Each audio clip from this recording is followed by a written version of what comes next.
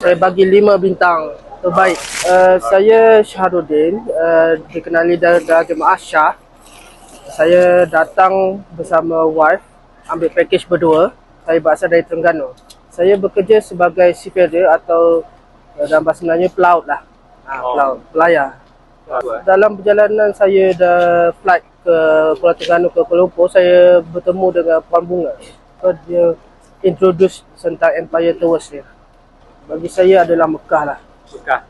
Kerana setiap impian yang bergelar umat Islam ada cita-cita impian untuk datang ke Mekah, untuk beribadat di Mekah. Jadi Alhamdulillah saya dapat solat Jumaat, saya dapat sentuh Kaabah, bau kiswah.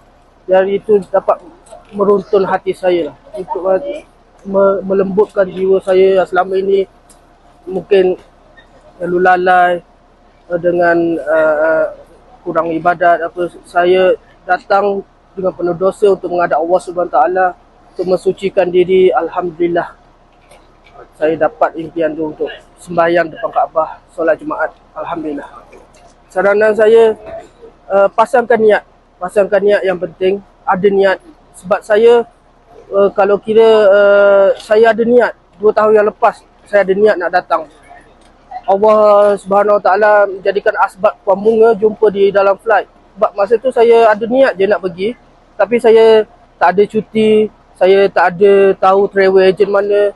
Jadi mungkin Allah Subhanahu Wa Taala bila kita ada niat, insya-Allah pasti akan menjadi realiti.